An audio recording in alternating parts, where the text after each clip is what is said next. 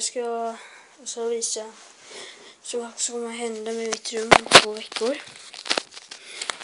Jag kommer verkligen ge mig videos och sånt. Det kommer bli mycket roligare. Ja. Så nu ska vi se vad kommer hända. Ja. Som ni ser, den är lite här. Ja. Alltså jag ska typ vara så.